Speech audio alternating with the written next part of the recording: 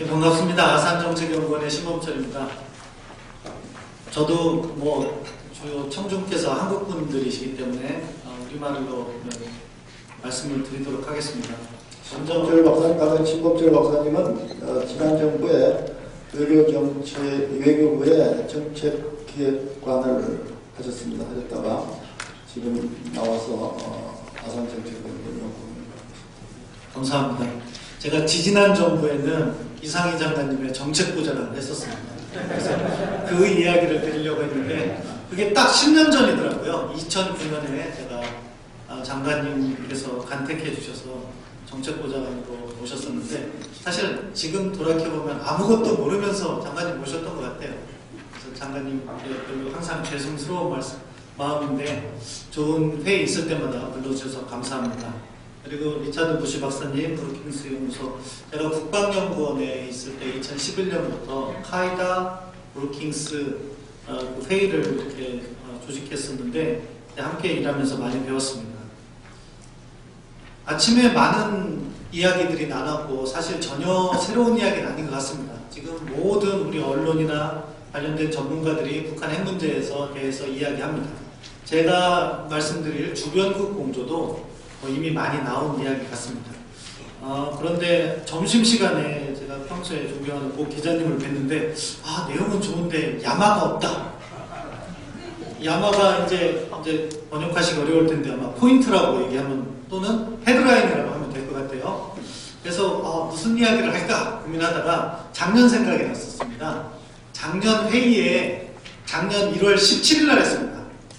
작년 회의에 야마였던 것을 제가 발표했고 그것도 조선일보에 났었는데 뭐였냐면은 우리가 북한에 핵 있는 평화 전략을 조심해야 된다. 북한이 비핵화를 한다면서 대화로 나왔는데 결국 북한의 속셈은 핵 있는 평화 전략일 수 있기 때문에 주의해야 된다는 것이었습니다. 그럼 오늘의 야마는 무엇이냐? 그러니까 북한의 핵 있는 협상 전술을 조심하자. 그겁니다. 북한은 이제 대화의 물꼬를 텄고 나름대로 준비를 해서 지금 대화는 진행되고 있는데 미국하고의 대화 또는 남북 대화 이런 것을 보면 가능하면 핵을 보유하려는 그러한 접근을 하고 있는 것이 아닐까. 그 부분을 우리가 주의를 하고 그것을 간파해서 그쪽으로 가지 않도록 유의해야 되는 것이 오늘날 우리에게 주어진 과제가 아닐까 싶습니다. 방법은 간단합니다. 두 가지입니다. 뭐냐? 북한이 강조하는 평화체제가 그 매개체가 될 겁니다. 일부 비핵화 조치를 하면서 핵은 일부 남겨놓는 거죠. 그러다가 마지막 단계 평화체제 이야기를 하면서 미군 주한미군 철수 안 하면 핵 포기 못한다. 그럼 미국의 입장에서도 주한미군 철수는 매우 어려운 문제죠. 다 빼기는 어려울 겁니다. 약화는 시켜도. 그럼 그런 부분에서 가질 수가 있고 또는 다른 방법은 결국 검증에 있다고 생각합니다. 비핵화 협상하지만 결국 북한이 이야기한 그리고 이야기해왔던 검증은 비짓 앤 옵저베이션 방문과 참관입니다. 과거 미국이 요구했던 것은 시료 채취, 샘플링인 거죠. 거기까지 허용을 안 하는 겁니다. 그럼 이 협상의 엔드스테이트에서 무엇이 문제냐? 샘플링하고 시료 채취하고 의심시설 방문 그리고 챌린지 인스펙션이라고 할 수 있겠는데 그게 빠지면 북한이 가지고 있는 무기급 핵물질의 총량을 파악할 수 없어요. 그럼 우리는 전적으로 북한이 신고한 것을 믿을 수밖에 없는 상황이 됩니다. 그럼 북한이 또 핵을 가질 수 있는 거죠. 이러한 류의 협상이 진행되지 않도록 막는 것이 올해 이렇게 안보를 하는 사람들의 임무가 아닐까 싶습니다. 사실 제가 발표하는 거는 이쪽 영역이 아니기 때문에 여기서 마치고 주변국 공조에 대해서 말씀드리도록 하겠습니다. 주변국 공조에 대해서 말씀드리기 전에 제가 페이퍼를 내라고 해서 열심히 썼는데 다시 이제 발표를 하려고 읽어보니까 많이 부족하더라고요. 그래서 절대 페이퍼를 읽어보시지 말고 제가 오늘 이야기하는 부분을 잘 들어주시면 훨씬 더 정리가 된 이야기다. 그 말씀을 드리겠습니다. 주변국 공조, 사실은 우리 외교가 끊임없이 노력해왔던 것이 주변국 공조죠.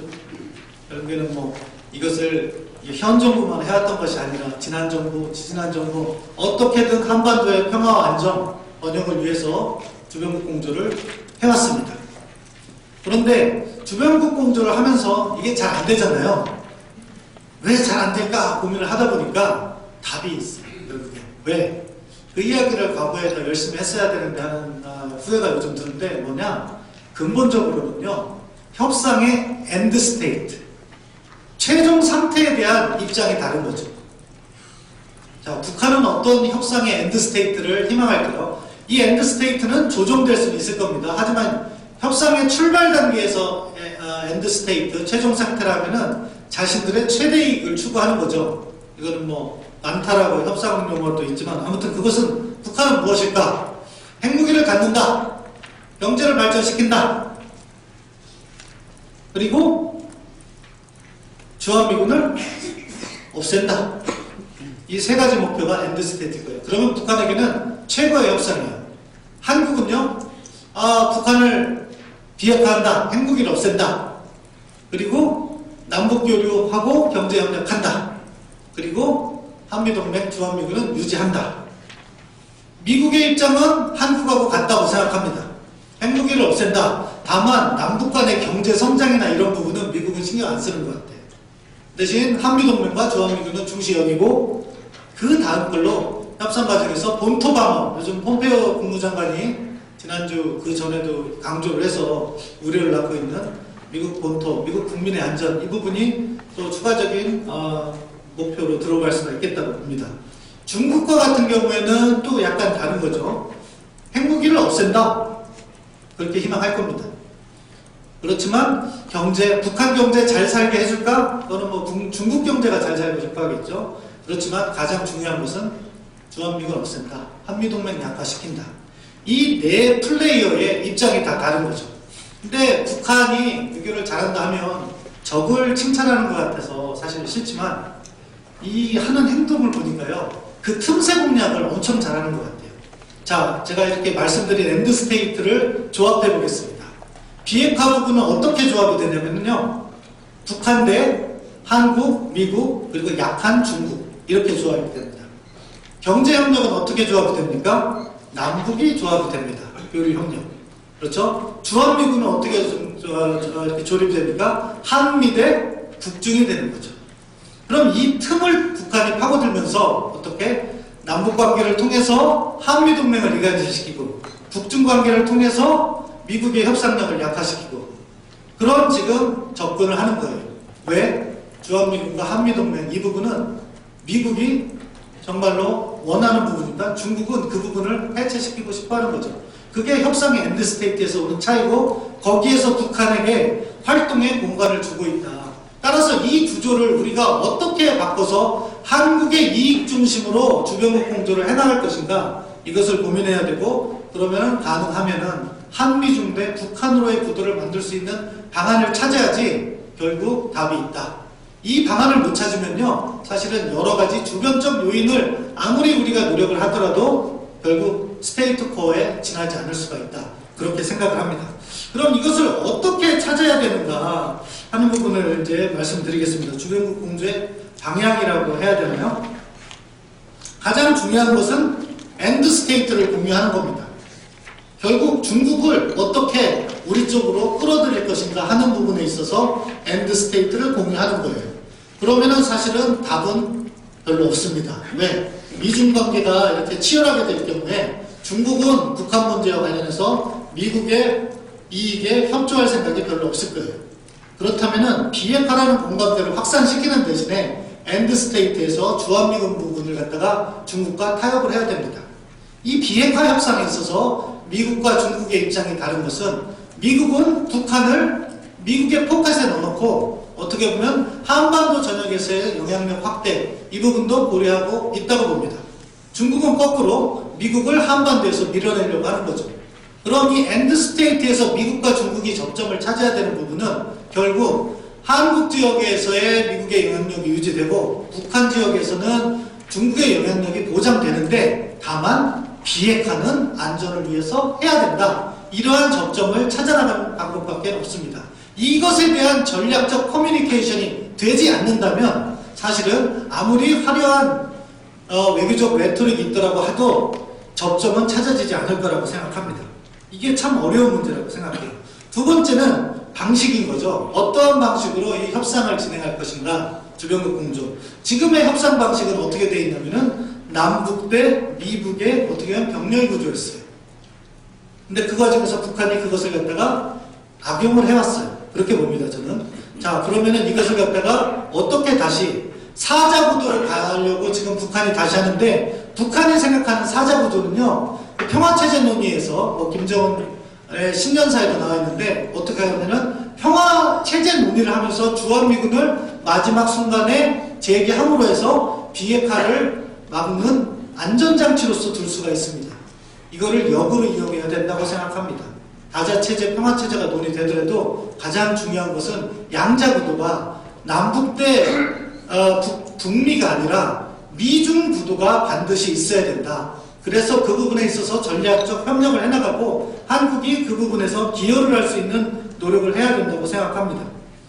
러시아와 일본 부분도 있어요. 사실 러시아 같은 경우에는 자신들의 영향력이 제한되기 때문에 이러한 협상에서 적어도 러시아의 승인을 받지 않고는 진행되지 않는다. 소위 말하는 비토 파워의 역할을 하려고 할 겁니다. 그렇지만 러시아의 영향력은 제한되어 있기 때문에 어느 정도 수준에서 타협이 가능할 거라고 생각해요. 왜? 러시아가 더 시급한 것은 극동 시베리아 지역의 개발이라는 측면이 있기 때문에. 일본과 같은 경우도 상당히 미묘해요.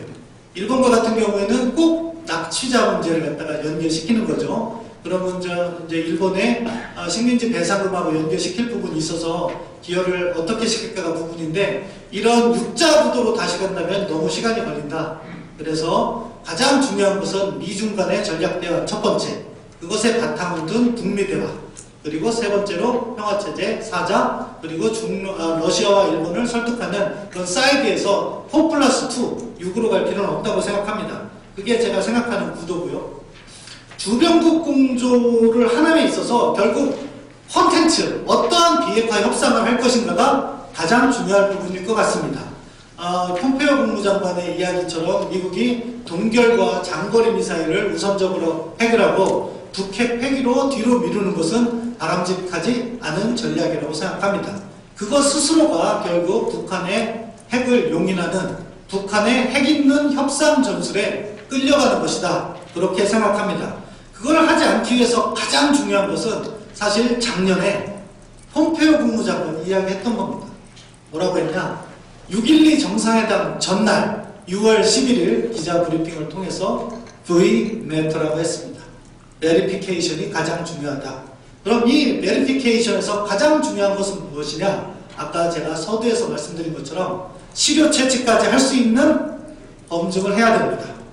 샘플링을 해야 되는 거죠. 그래서 그러한 다양한 시료를 과학적으로 분석을 해서 북한이 핵 관련 시설을 얼마나 가동시켰고 그 결과로서 북한이 보유하고 있는 무기급 핵물질, 웨폰 그레이드 누클리어 피슬 매터리얼의 총량을 추정을 해야 돼요. 그래야만 북한의 신고와 맞춰서 제대로 된 비핵화를 할 수 있는 겁니다. 이거를 양보하면은요, 비핵화는 없다 단언할 수 있습니다.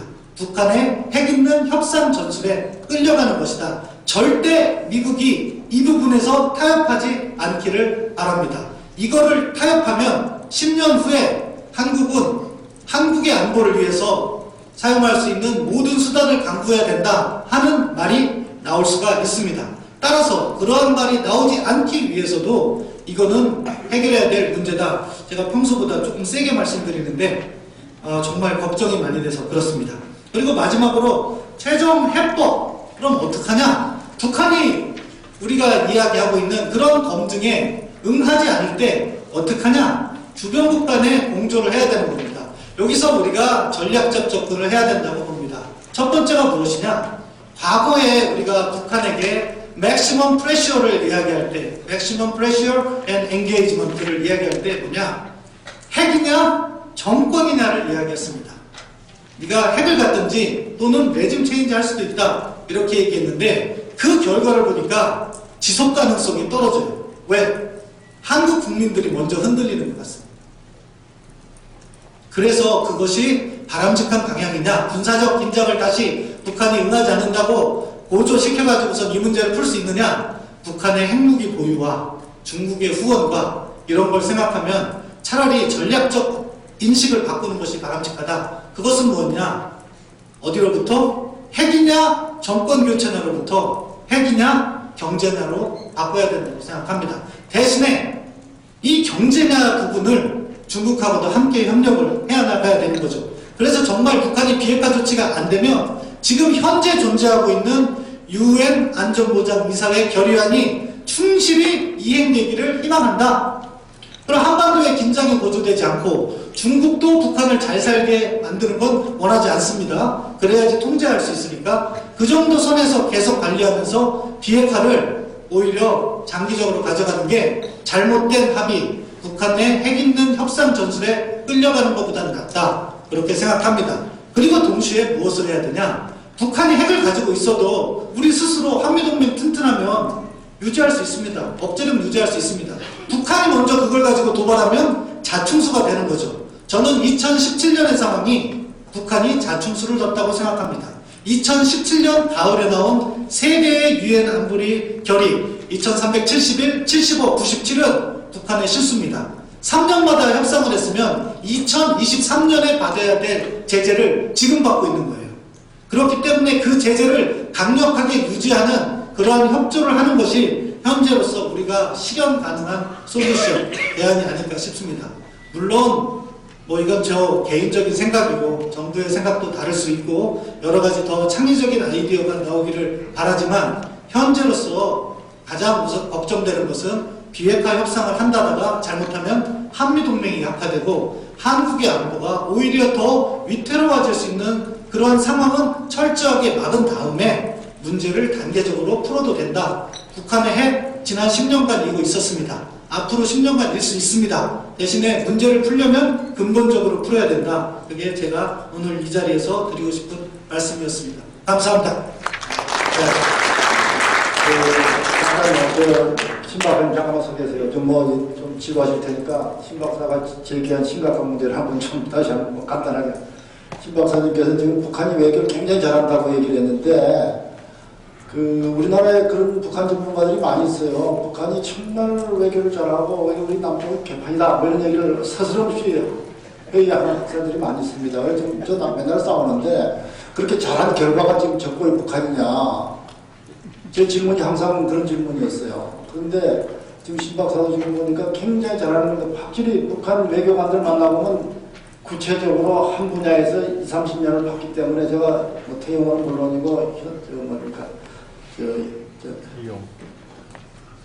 갑자기 생각이 안 나는데 유엔 같은 유장관님 지금 차관하는 거죠. 김계환 아니 김계환이 말고 유엔에 있던 한성렬이 뭐 여러 사람을 만나서 오랜 동안 토론을 해봤는데 확실히 개인적으로 우수해요. 많이 알고 오래 했기 때문에.